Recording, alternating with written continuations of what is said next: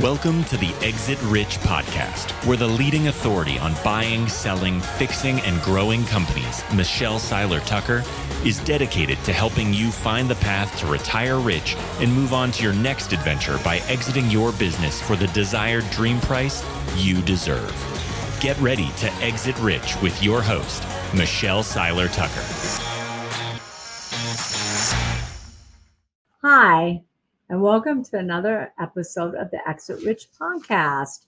We're so delighted to bring you another special, amazing guest. This time we have Melinda Emerson. So, as always, post your questions, your comments. We will give away 3 chapters of my book, Exit Rich. So, Melinda Emerson is known as the SmallBizLady. Is America's #1 small business expert. She is a best-selling author, keynote speaker, and marketing expert. How many of you ask me about marketing every single day I talk to y'all? All of you. CEO of, can you say your company name? I want to make sure I don't mess that up. It's Quintessence Group. Quintessence Group. I'm glad I did that because I would have messed it up. Quintessence Group. And so her marketing consulting firm serves Fortune 500 brands that target small businesses. Her advice is widely read, reaching more than 3 million, y'all. Get that? 3 million entrepreneurs weekly online. She's an online school and host the Small Business Chat podcast. She is a best-selling author of Become Your Own Boss in 12 months. And listen, she told me the other day that that's an old book she wrote a long time ago, and nobody bought it. But since COVID, everybody's buying it like crazy. So, Melinda, welcome to the show. Thank you so much. Thank you for having me. So, Melinda, tell us a little bit about Melinda. What were you like as a little girl? Oh my gosh. I think I was wearing little business suits by the age of 9. You know, I always wanted to be an adult, was very interested in business. I was the president of my junior achievement business when I was in high school. So I've always been about the business, and I'm the oldest of 4. I have 3 younger brothers. So I like to tell people that I've been the boss my whole life. So I have 4 older brothers. So tell me, did you grow up in a family of entrepreneurs? No, actually. Well, no, that's actually not true. So my father was a career salesman. He worked for Kraft Foods for 30 years until he passed. But my mom was a serial entrepreneur, but she was always getting into these multi-level marketing businesses that she never made any money, right? So, but she did everything. She did Tupperware. She did Metallica. She did Avon. She did copper. She did artistic impressions. At one point, she took classes and reupholstered people's furniture, right? I mean, she was somebody that was always hustling, and she was a hard worker, but she always had a soft heart for people. She was always a sucker for a sob story. And so she always gave away more product than she sold. That, a soft heart does not always go well with entrepreneurship, because no, people give away everything. But my dad was a killer salesperson, and I think that's where I got it from. I mean, he could sell ice to an Eskimo, right? And so I learned my sales acumen absolutely from him, but I got my sort of like entrepreneurial opportunity buzz from my mom. All right, cool. So you kind of have the best of both worlds. Entrepreneur and a salesperson, because not all entrepreneurs are salespeople, and not all salespeople are entrepreneurs. Most entrepreneurs are not salespeople. That's right. The problem. But yeah. Yeah. So how did you become the small biz lady? Well, it's funny. I've been an entrepreneur myself for 24 years. I started as a television producer, got my dream job when I was really young, and I hated it. So I became an entrepreneur. And then, 5-6 years in, I started to get these calls from my friends. Girl, I want to be like you. I want to quit my job today. I want to be an entrepreneur. And I was like, whoa, wait a minute. No, you love Prada. You can't quit your job. Like, you have 2 brand new cars to drive away. Your lifestyle is too fantastic. You can't become an entrepreneur. And so it started out, I wrote this ebook called 44 Things to Do Before You Go Into Business back in, 2006. And it actually went viral on the internet. And it was the precursor for my best-selling book, Become Your Own Boss in 12 Months, which was originally published in 2010, but it's now in its 3rd edition with Simon & Schuster, and we've sold a whole lot of copies of that across the US and across the world. So definitely it's one of those things where I wrote this book to get people off my phone. And then it just, kind of went from there. When the book was originally supposed to be released was right around the time the market crashed in '08. And so my publisher was like, listen, we don't think anyone's thinking about entrepreneurship right now. We're going to shelf your book until March of 2010. And I was like, this was September of 2008.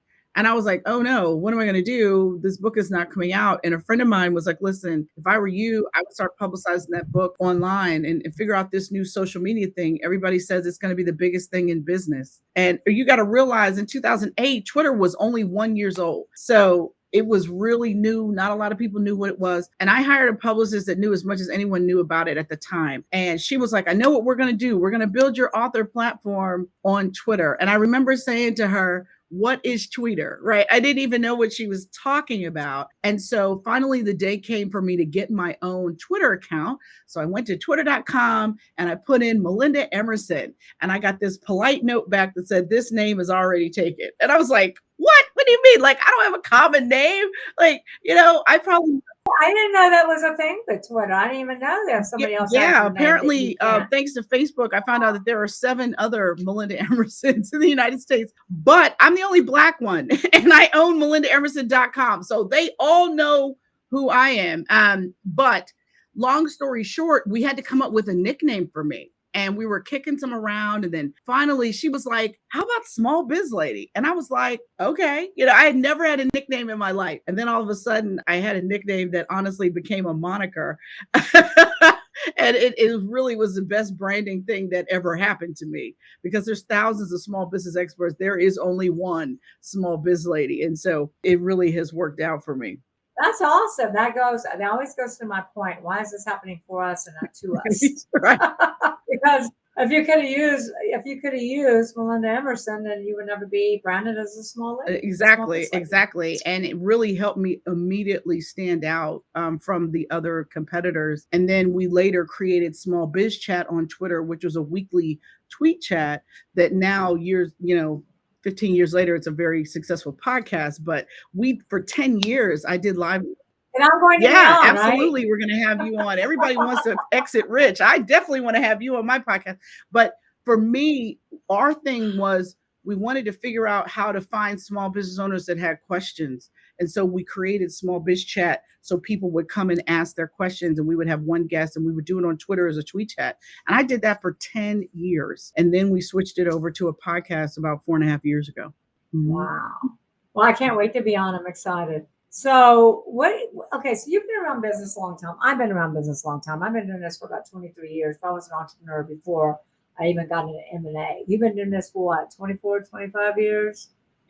Yeah. Okay. So you guys listening, fasten your seatbelt. It's going to be a quick ride. So hold on tight. All right. So we're going to talk together, Melinda and I. And because I know we're going to share a lot of the same philosophies. We spoke yesterday and we did. So I know we will now. So what do you feel are some of the biggest challenges that small businesses face today? Well, the biggest challenge is people do not niche their business, right? People chase anybody they think has money. They don't do enough research on a specific customer. And all small business owners have the same problem, and that's limited time and limited resources. So you need to pick a marketing target that you can actually hit. And people just spray money around. It's all about to step on the wall. Yeah. And it's like, no, if you get to know a specific niche target customer intimately, not just their basic demographic information, but their aspirational information. What are their barriers? What are their beliefs? That's how you can create marketing messages that will actually resonate with them. And you don't have to spend $1 zillion when you're talking to a very specific target audience. I tell people all the time, niche to get rich, please. I think the other niche to get rich. I love that. Somebody on my team put niche to get rich in the comments, please. Niche to get rich. Okay, so I think that's very important. So kind of give an example of that. Somebody you saw throwing a bunch of stuff up against the wall. How did you get them focused? Listen, I'll give you my own example, right? I eat my own dog food. So I will tell you, in the early years of my business, I did exactly what I'm talking about.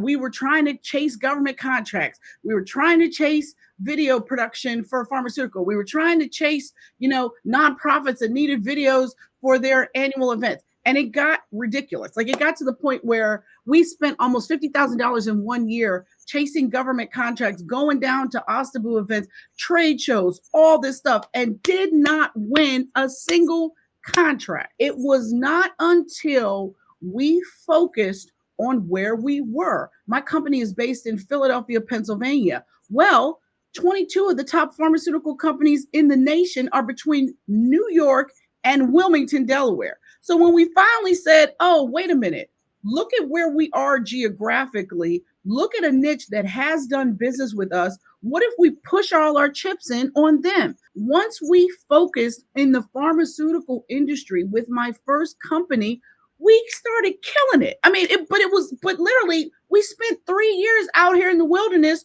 chasing anybody and almost went out of business doing that. So I'm not telling you what I think. I'm telling you dumb stuff I did myself. And my mission in business has been to end small business failure. So I'm out here telling you what I did so that you do not do this. That is what company was that? What product was that? What were you selling? Originally, my company, Quintessence Group, was a video production company when I first came out of the television industry.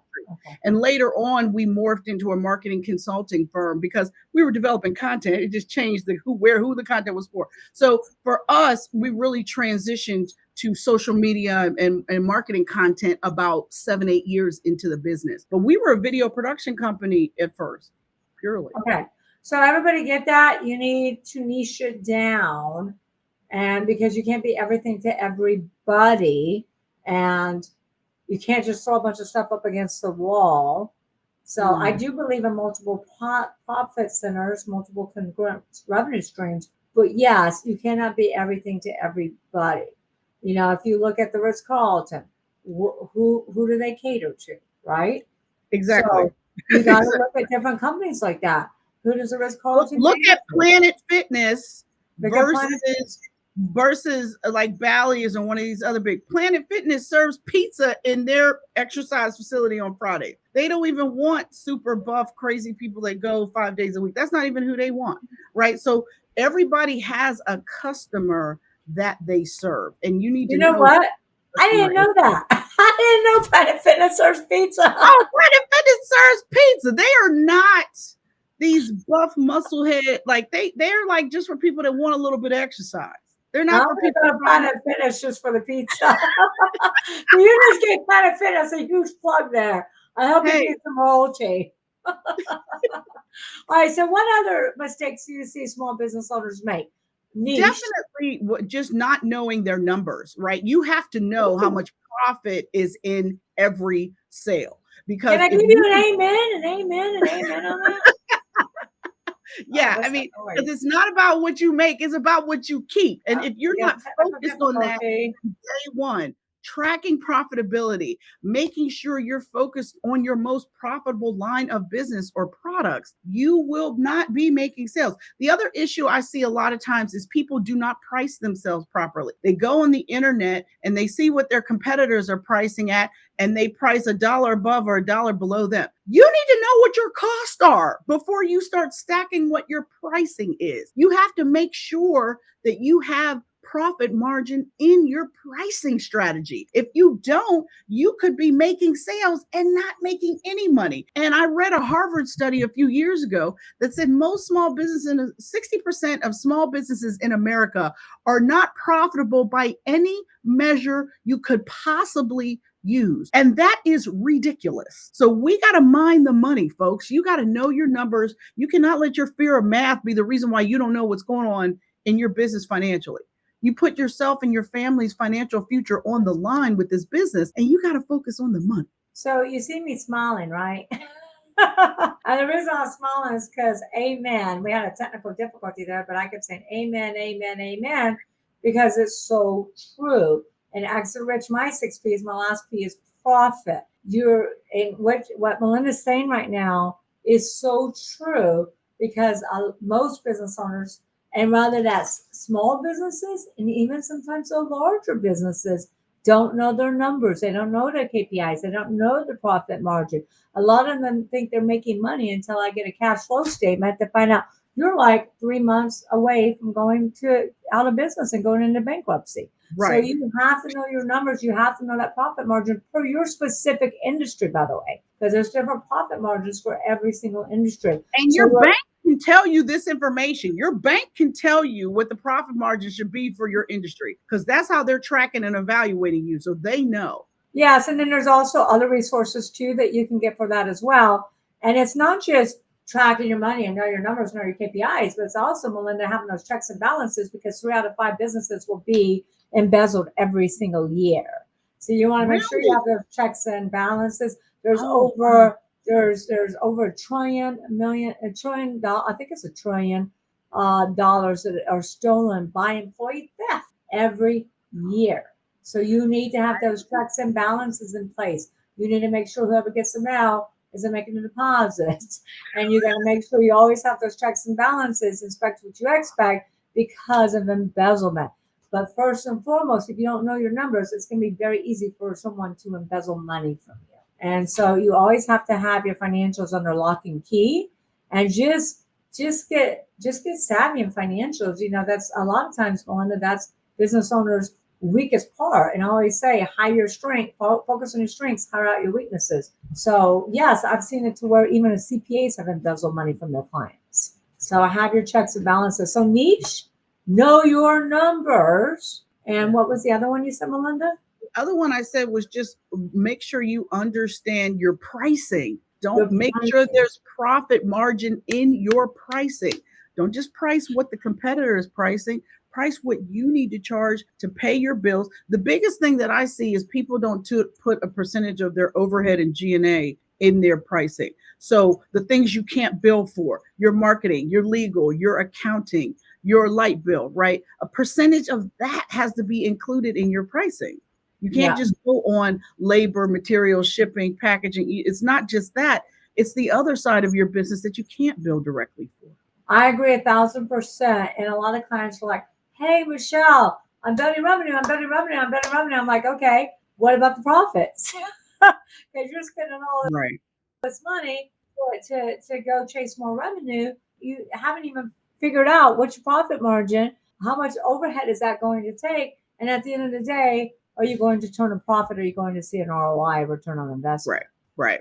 All right, so we got know your pricing strategy, know your financials, have a niche. What else? Yeah. People, look, if your business can only grow as far as your 2 hands can reach, so that means you need some more hands. But That's right. I'm not talking about your cousin that needs a job, right? I'm talking about write a job description, put it out, have a criteria, interview at least 3 to 5 people for any job. And don't just interview people, prepare an onboarding process for them, right? We as small businesses, we love to hire people and then throw them the keys and say good luck and then get mad because they're not delivering how we need them to deliver. That does not make any sense, guys. The more time you spend onboarding and getting to know your employees, the longer they will stay with you.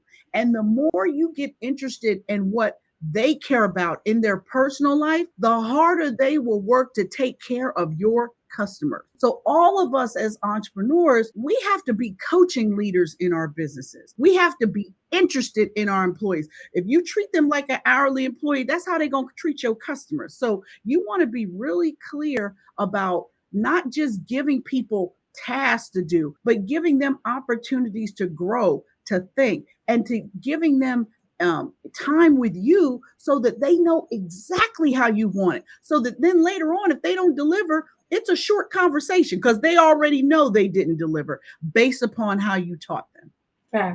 Because there was something I want to add it to the notes, and I don't see it in the notes. So what was that we wanted in the notes? It was something great you said. Was it niche to get rich? I don't know. What you said that I said, put that in the notes. I don't know. My team is remembering, and they go back and put it in their team. All right, so I agree with you. So this is how in sync that Melinda and I are, because she talks about people. It's the first P in my book, Exit Rich, is people. You can't build a company with one. And you can't build a company with your aunts, cousins, uncles, etc., or even on interns or independent contractors. You can do No. that in the beginning. You can start with interns, you can start with independent contractors, but you still must build that company. Now, is there always room for contractors? Absolutely. Is there always room for interns? 1,000%. But you got to build that team. You got to build the seats and the who's. So you identify who answers the phone, who handles quality control, who handles manufacturing, distribution, the list goes on, and then who is handling that seat, right? So you got the seats and the who's. And so that's the biggest issue, Melinda, why businesses aren't sellable is because the business is too dependent upon the owner. Owners are working in it, not on it. That's it. That's it. If you cannot take a laptop free vacation, if you can't go away for 2 weeks and your business not still be making money while you're gone, it's time to look at. And actually, my book, Fix Your Business, is all about that. Because in it, I talk about my 12 P's of running a successful business. And it really looks at all the areas of a business that really could clothesline you. And I mean, all of us, nobody wants to be a slave to your business. I mean, the whole point of having a business is so that you can live your dream life. But if you're working 60, 70 hours a week and your kids are barely seeing you and your partner is resenting you because they're doing the heavy lifting because you're always at the office trying to make this business work, you got to look at your business model. You got to figure out how you can work smarter and not harder. Yeah, I mean, you really have to ask yourself, do you have a business that works for you or are you working for the business? Because then you just have a glorified job. It's all you have. And Michael Gerber, I was just with Michael Gerber last week at an event in Texas, and he talked about this. He said, some of y'all are out here, y'all done created a job for yourself. You don't really have a business. And he's all about turnkey, like build a business that can run without you. And if you can't do that, you got to think about what you're doing. So Michael Gerber, just in case somebody knows, wrote the E-Myth. And he wrote the E-Myth for pretty much every industry. And it changed a lot of businesses exponentially. So here's some questions from the audience. Emily wants to know, what are some essential digital, oh, we haven't gotten into that. We'll come back to that. Let's see. So I think we talked about the biggest mistakes, which kind of tie in to why businesses fail. Not knowing your numbers, not having a niche, spreading yourself too thin, not having the right people in the right seats, and not knowing your pricing structure. Any other reasons that you've seen businesses fail? The other one, and this might be the biggest one, people don't nurture their existing customers, right? And it absolutely makes me crazy. It's like a new customer is only going to close 5 to 20% of the time. An existing customer will close 60 to 65% of the time if you ask them in a timely and relevant. So repeat that, because that's important for everybody to hear. People don't understand that the first sale they make is always the most expensive sale. But existing customers are gold that people do not mind in businesses. They rather go out and chase new ones as opposed to nurturing ones that have already said they love you, right? It's like, and those people will buy 60 to 65% of the time. They will spend more money typically, and they will give you a referral potentially if they really become an evangelist for your product or service. So, people don't realize that the relationship starts after the sale, not before. And that's how you have to build that relationship and that rapport and make those people feel special. Say thank you, ask them their opinion. Do they have any suggestions? Give them a sneak peek into the things that are coming. I mean, there's so many easy ways you can love on your existing customers. And it's such a missed opportunity, especially for a lot of small business owners. You heard that? So many ways you can love on your existing customers, because a lot of business owners, their staff, their sales team, you might have a big company and has a whole sales team, and they might not know this, but so many people kind of forget about their customer after they sign them up. Crazy. And they don't continue building that relationship, building that rapport, building trust, and then getting that client to refer business to them. It's always less expensive when you can keep a customer versus having to retain a customer versus having to. It's like a divorce. It's cheaper to keep her, right? I mean, it's the same thing. It's a works like that. Or him, cheaper to keep him. Yes. Divorce is expensive. Freedom is not free. So know that you really have to think about how you can develop nurture campaigns for your existing customers. What special things can you do for your existing customers? Start by just saying thank you for your business. Try that, right? So many people don't say thank you for your business. So many people just don't even say thank you anymore, Melinda. They just don't say thank you for anything. It's insane. We have to go back to the basics. Thank you, thank you, thank you. Right. Somebody wants to know, what are some myths about entrepreneurship you've heard? That grants are going to help you start your business. Yeah, or that you're going to be able to get a loan for your startup business. No, banks do not want you until you've been in business 2 years, positive cash flow. And the first thing they're going to give you is a line of credit, and they're only going to give you 10 to 50% of your gross revenue. So like the money to start your business is going to probably come from your right or your left pocket. So get your savings together. Or your friends or your family, That's an option. Yeah, but it's not going to come from an institution, not even. No. And so many individuals starting a business think that, And I always tell them it's better to buy an existing business than to start a business, in my opinion. Absolutely. They've already got a built-in clientele. They got built-in people. They get built-in my 6 P's, yours 12 P's, hopefully. And they've got a built-in business versus trying to start a business, start from scratch and learn everything.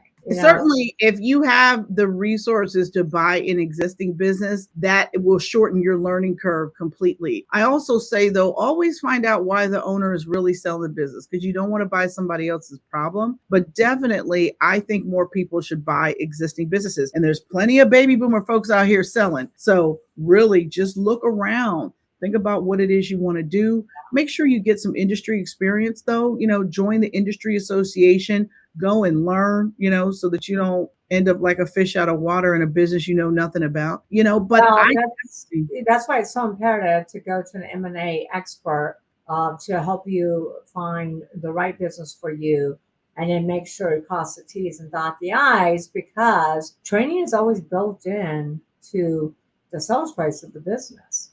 And so you want to make sure that you're trained by the owner, by the management team, etc. So it's always better to align yourself with an expert. Just like Melinda's an expert in fixing businesses, you want to make sure that you find that expert and help you buy the business of your dreams. 100%. I think Michelle's your girl for that. So if you need help with that, you better call my friend Michelle. You got something to sell, I'm your girl. You got business to sell, I'm your girl. You got business to buy, I'm your girl. You need to fix it, go to Melinda. You need to if you want to fix it so that you can sell it, you call me. And then when you're ready, you call Michelle. And you should be calling me 5 to 7 years before you think you want to sell too, so we can get it ready. I have people call me about 2 to 3 years before. Yeah, I agree. All right. So Ed says, I recently started my business. What marketing tactics do you suggest for a small budget? Well, without question, your number one sales tactic has got to be your website. It is the welcome mat into your business. It is your number one sales tool. And after that, you've got to create social media content to engage people, but you got to have email marketing, because social media is great, but email is trackable. So I want you to think about how you can leverage your website, a great lead magnet on that website to build that email list, and then use that email to build that relationship and build that trust so you can earn the right to pitch for business. Those are the best 3 things you can do. And I teach all of those things at SmallBizLady University. So you want to know how to get started with selling online, social media selling, or ultimate guide to email marketing? We teach that over at SmallBizLadyUniversity.com. Well, an email is always better than social media too, only because not only tracking, but now you get them into your ecosystem. On social media, people come to me and say, Michelle, I got 1 million followers. You don't got anything. Right. That platform has it. So you got to create a drip campaign or something to make them respond to you in order to get your free ebook or a few chapters or a free consultation, whatever it might be, because you want to capture those leads. But you don't got anything. That's such a misconception when people are like, oh, I got, somebody called me the other day and said, I got 2 million followers. I'm like, you don't have anything. I want to know what their email is and what is their average open rate on email. That's what I would want to know after somebody said that to me. Especially on Facebook, because Facebook has shut down a lot of people. Not only Facebook, all of them have. All of them have. Y'all remember when we used to have Google Plus? I had like 2 million people on Google Plus, and then Google decided to get rid of it. Right. So this is what I'm saying. You can't fall in love with property you don't own. Right. So you want to make sure that your email list is an ability to print money. So you always want to focus on building your email list above and beyond everything else. 1,000%. So Emily says, what are some essential digital marketing strategies for small business today? All right. So we just briefly talked about your website. So here's the deal. If your website sucks, don't bother doing social media, because the whole point of doing social media is to drive traffic back to your website. Now, once you have a tight website and you've got 2 or 3 ways to attract an audience to give you their email address, the next thing you want to do is figure out the 1 or 2 social media sites you should be on. And they should be the 1 or 2 social media sites where your niche target customer spends most of their time online. So for example, if you're selling B2B, LinkedIn is the number 1 platform for anyone selling business to business. But if you're selling business to consumer, Facebook, Facebook, Instagram, TikTok, YouTube. I mean, depending on how you're selling and what your product is and how visual your product is, any of those other platforms might serve you better. But nobody needs to be on more than 2 unless you sell social media services. You do not need to be on more than 2 social platforms. It's just a waste of time. The other thing you want to do too is check your Google Analytics. See what social media sites are actually driving traffic to your site. That's another way to figure out whether or not the social media sites you've been spending time on are worth your time. That's a great tip. Check your analytics, see what social media platforms are driving traffic to your website. We should put that in the notes too. All right, so we got quite a few questions here rolling in. Hayden says, sometimes I struggle with work-life balance. What advice do you have for me? Okay, well, I started my business 5 years before I had my son. So my son was a baby as I was growing my business. What I can tell you is work-life balance, I think, is a misnomer. Honestly, I think you need to work on being present more than work-life balance. Like, you don't want to be that person at the ballpark with the phone to your ear and not paying attention to your kid. If you are in a relationship or dating someone, try to set aside 1 night a week for date night and don't let anything get in front of that. Or if you have to work late hours, come home and have dinner with the family and then go down in your home office and finish the rest of your work, right? We work so that we can live our best life. And you don't want to miss out on things or have have a real successful business and have your kids resent you when they get older. That's not a good look. You also want to make sure that you treat your family like they're your number 1 client. You cannot act like this business is more important than your family. So you want to just make your own personal boundaries. But again, I work on being present as opposed to work-life balance. I have a deal with my son. Whenever an event or something comes up, I have him rank it. Is it an A event? Is it a B event? Or is it a C event? Now, if it's an A event, mommy got to be there. If it's a B event, it's optional. C events, boy, get out of my face with a C event, right? So for me, I try to understand from him what is his priority, right? And the same thing with my current partner. He has a busy job where he travels a lot. He works for a university, works on the weekend. So he and I have our thing like, is this an A event for you? Is this something I need to show up at? Or is this something I can get a pass for? So I kind of make sure that the things that are most important for them, I'm there. But they also know I got to get out here and make this money, right? So I travel all over the world as a small biz lady. And what I like to tell my son is, did you like that Disney cruise we went on? Did you like that vacation, in Martha's Vineyard that we went on? Well, those things happen because of the other stuff I'm doing, right? So obviously my son is almost grown now, so we don't have to have those kind of conversations, but you want your kids to know what you're doing. If you can, give them a little job in your business so that they can get invested in what you're doing. And honestly, if you're doing well enough, you should be opening up a Roth IRA in your kid's name and putting $7,500 a year in it so that you can help them build up a little nest egg. So by the time they get to college, or if they get through college and they want to start a business, they got a little nugget of cash that they can work with. So I mean, there's all kinds of little tax strategies and things you can do to support your kids while you're building your business. But just make sure you make time for your family when they say it's important. Yeah, so I love the ABC, and I was smiling the whole time because I just did a video on balance. And I stood on one foot to see how long I could balance. And, and that's pretty much what balance is in life, right? I mean, we're busy entrepreneurs, male or female. And females, I think, even have it tougher. Oh, yeah. Because we gotta, no, because we got 3 jobs. We're somebody's wife, somebody's mom, and then we own a business, right? And so, or you're a single mom and doing it. So there's a lot of stuff going on with people who are parents and business owners, or maybe you have elderly parents that need your attention. Like, there's always something pulling, I think, at women entrepreneurs especially. But I think that you just have to be honest with yourself and honest with your kids and your partner and say, look, do I need to be there? Right? I even do this with my friends. Okay, you invited me to that. Do you need me to show up, or can I get a pass? And if they say, I need you to show up, I show up. Yeah. My daughter would mark everything as A. So it really is important to understand, all these books you read about balance and life balance and this, and I hear this a lot from GNCs. Yeah, not GNCs. What do they call it? With the new generation, the Gen Zs, Gen Zs. Mm-hmm. They're like, we need work-life balance. Let me tell you something.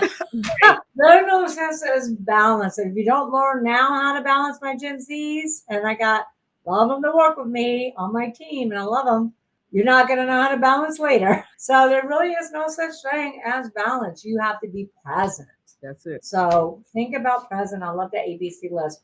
All right, moving on. Steph says, can you share some strategies for marketing and selling products or services during holiday seasons and special events? Well, I mean, look, today is November 1st. If you don't have your holiday Black Friday offer out here now, baby, you are late. Okay. Because I heard an ad on the radio this morning that major retailers are talking about their Black Friday offers today. So you need to make sure that in the late summer, you're planning what your Black Friday offer is going to be, what your promotions are going to be. You first want to tell your existing customers in email what you got cooking, what you got going on. Are you going to do a special bundle deal?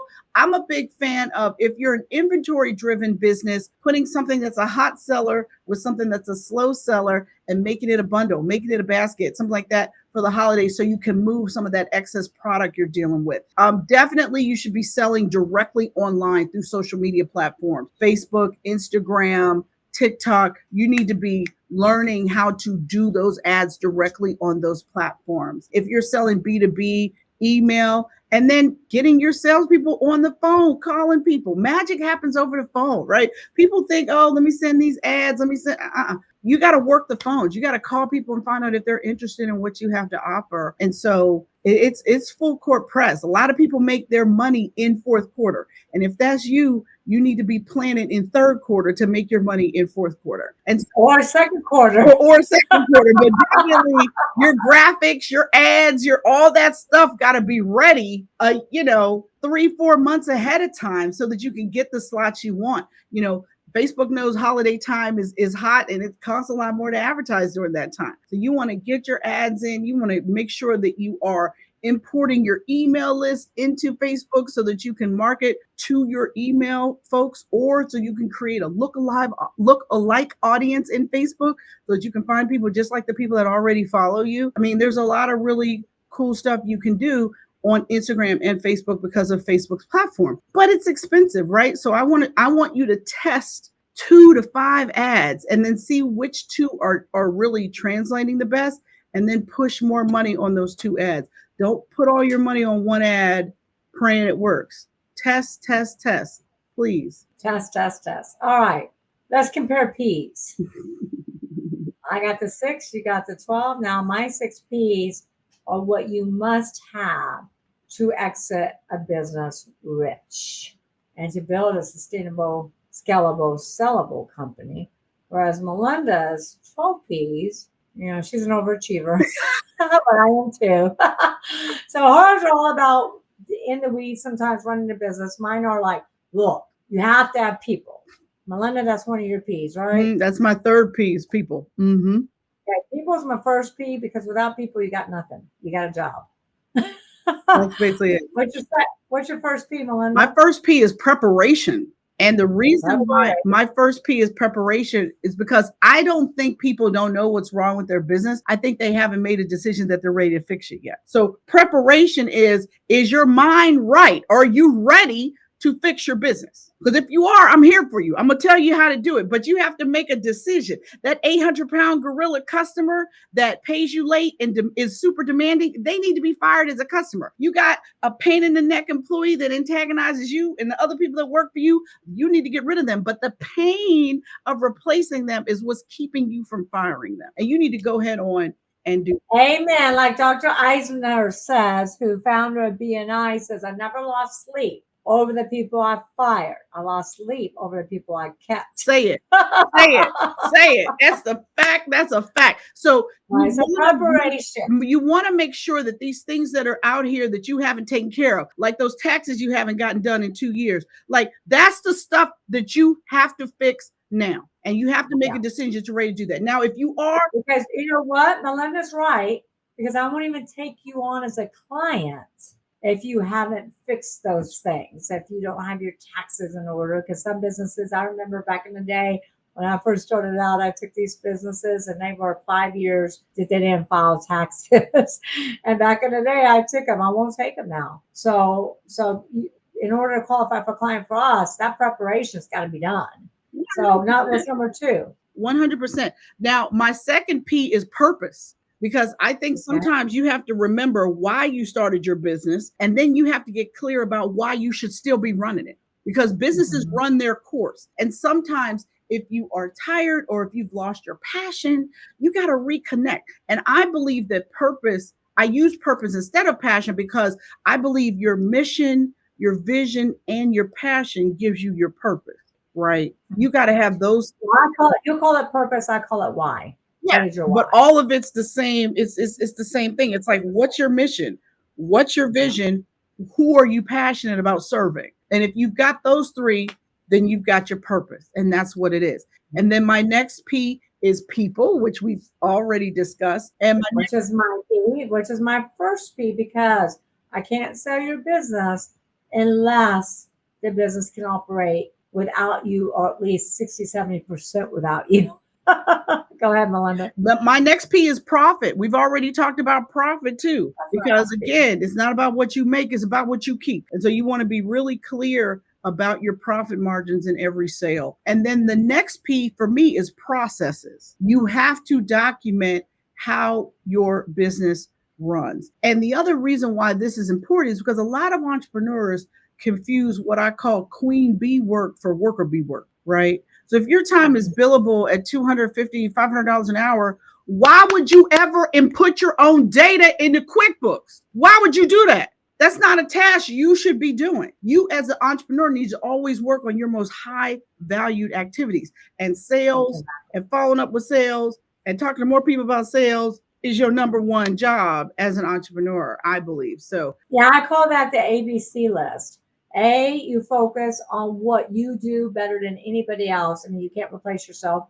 B is what you can do, like QuickBooks, but you should be delegating it. And then C is what you absolutely 1000% should not do. And so I want to go back to profits real quick. Mm-hmm.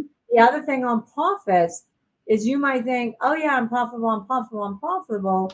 And maybe you are, but when I go to sell your business on paper, you're not, because you're running through personal expenses and non-recurring.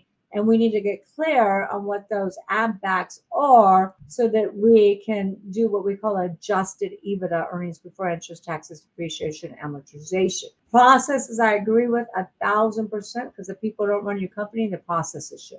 100%. 100%. And how are you going to onboard your employees if you don't have processes documented? That's the other issue. 1000%. But I always put profits last. I just want to say I put profits last, Melinda, because I always say profits are not the problem. It's a symptom of not having the right people in place, not having the right products, not having your processes in order. 100%. And then after you look at that, though, then it's time to look at your productivity, as in what productivity tools should you be using to move faster. You can automate a lot of stuff in marketing. You can automate a lot of stuff in accounting, your invoices and follow-ups to your invoices. That stuff can be automated. So you've got to make sure, you're looking at your CRM tool. Is it tied to the email marketing tool you're using, right? You just got to make sure that a lot of us are paying for software we don't even use, or that we don't know how to use, right? So I think a lot of people are guilty of that. Yeah, so we need to stop all that. That's foolishness. You're just giving money to people just because, right? So what I want us to think about is how you can use, and what's awesome is now we've got all these AI tools out here that can make us move even faster. And my favorite new app is There's an AI for that.com. And they catalog every AI tool on the internet every week. And it is amazing. I think they've got over 1,500 tools on there. So they still, there is an app for this, and now there is an AI for that. There's an AI for that.com. Let's put that in the show notes. There is an AI for that.com. Okay, so productivity, what number was that? That is productivity is number 6, actually. Number 6. Yes. Okay. And so then number 7 is performance. And performance is really about measurement in a business. So what I mean by that is, do you know what your open rate is on email? Do you know what your sales cycle is? Do you know what your cost per lead is? Do you your know acquisition what costs, your right? cost per sale is? Right? These are all, there's also a lot of ratios around marketing that you need to know as well. And so it's really important for you to sit down with your accountant and make them show you how they calculate it so you can calculate it, so that you can really understand. If you're buying ads on Facebook, they're really good about telling you how much you're paying per lead.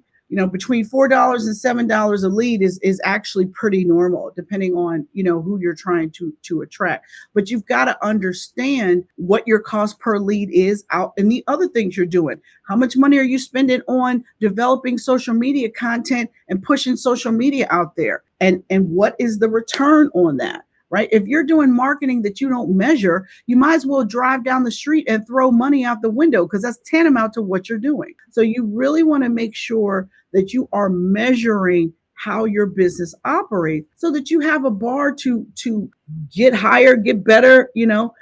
There's lots of other ratios that you can look at, productivity per employee, that kind of stuff. So there's, especially if you have a billable hour type of company, like if you're an accountant, lawyers, architects, people that bill by the hour, you want to be able to know which architects are killing it and which architects aren't billing enough hours, right? You want to be able to track all this stuff, and you need to pay attention to it. So all of those things are things that you need to be looking at and measuring in a business. And the next P is product. Okay, so I'm going to ask you, Melinda, for time purposes, because we want to make sure everybody can find you and look you up, etc. So for time purposes, let's just name them real quick. So what's number 7?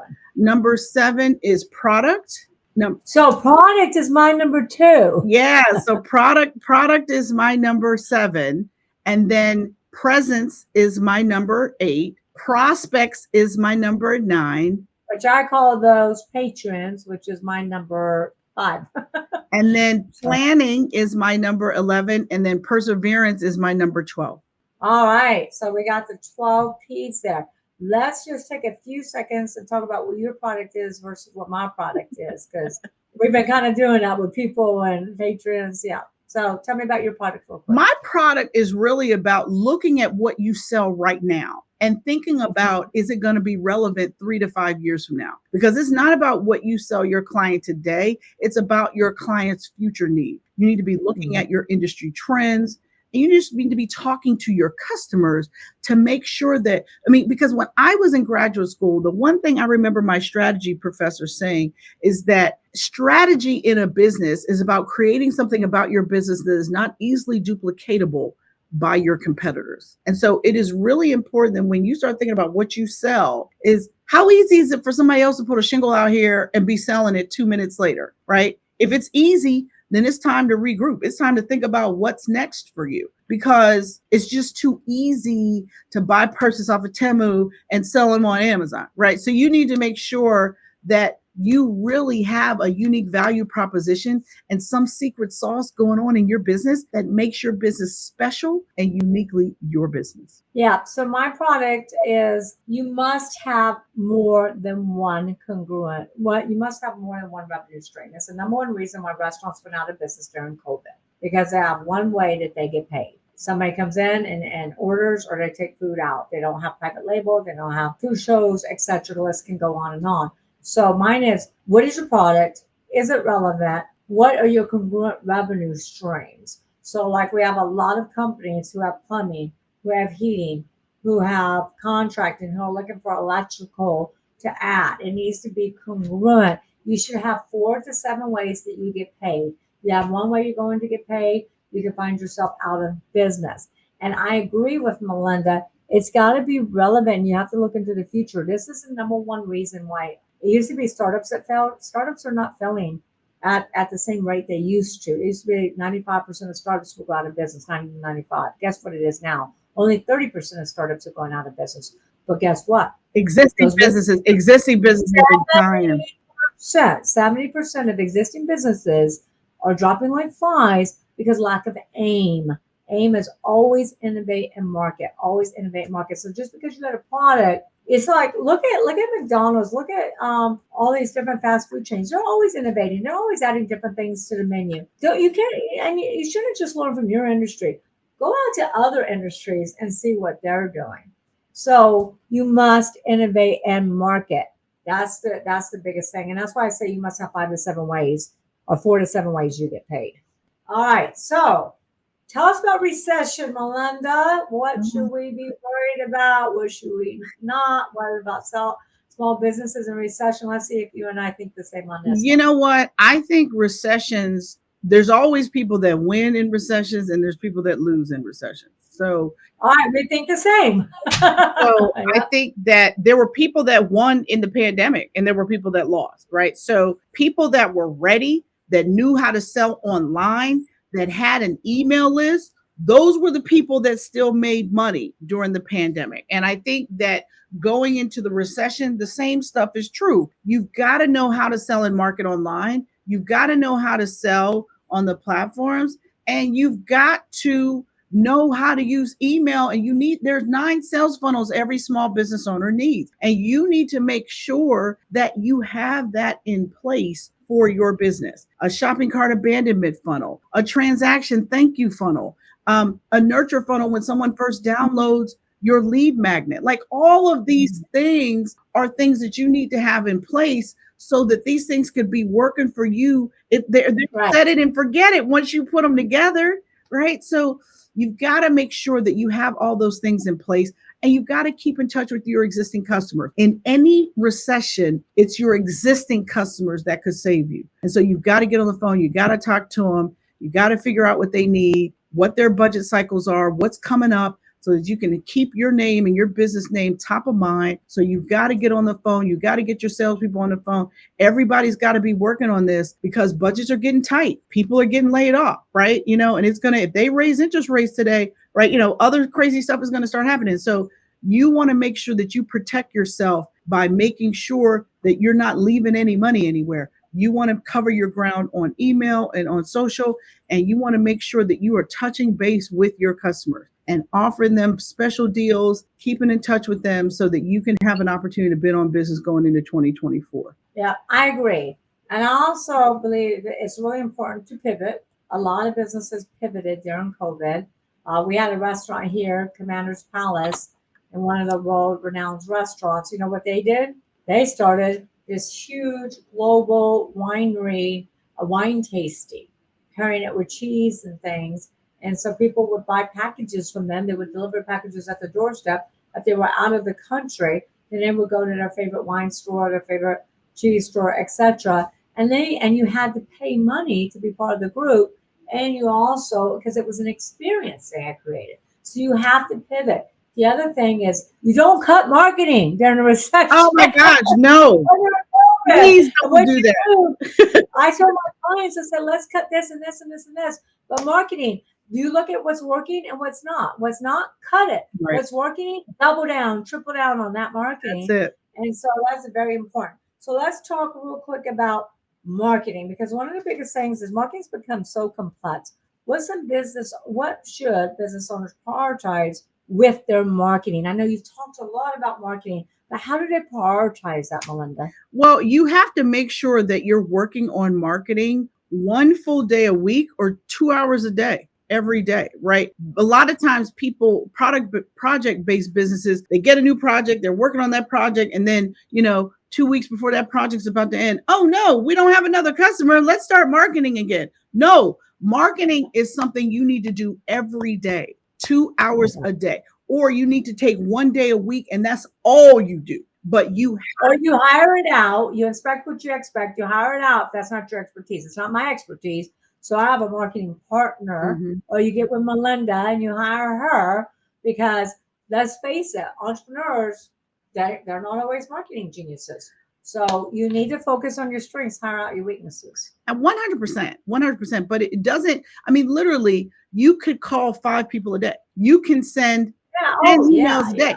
You can connect with 10 new connections on LinkedIn a day. That's marketing, right? It doesn't have to be this, big ad campaign, flashy flag. No, it's just people do business with people, and you need to, and it's really a numbers game. So if 3 out of 10 sales calls close, what does that mean? That means you got to have 30 sales calls a week. You got to, this is a numbers thing. You got to get the calls, you got to get the sales, you got to get the appointments.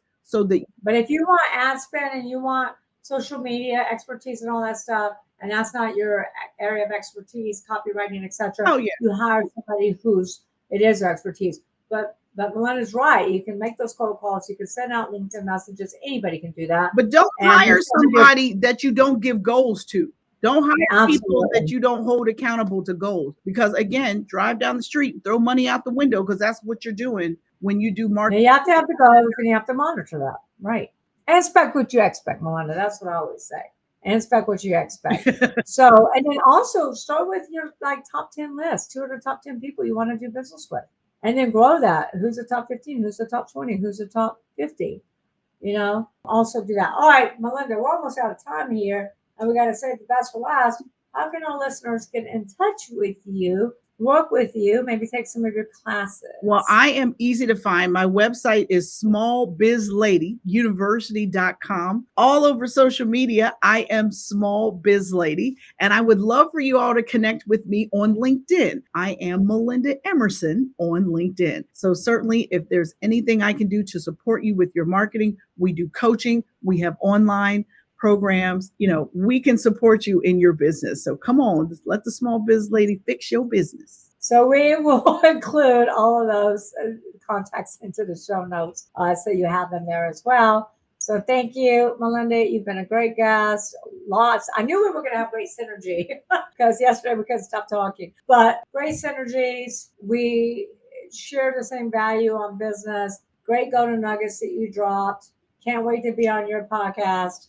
Thank you so much for coming on the show. I know my audience, all of you, are probably taking notes like crazy, or you're driving, so you might want to listen to this podcast again. Share it with your friends. Share it with your fellow entrepreneurs. Share it with as many people as you know. They can really gain great insight and how-tos from Melinda today. So until I see you, make sure you subscribe to the Exit Rich podcast. I'll see you next Wednesday for another great episode. Thank you again, Melinda. Thank you to my listeners and my followers. Thank you for having me.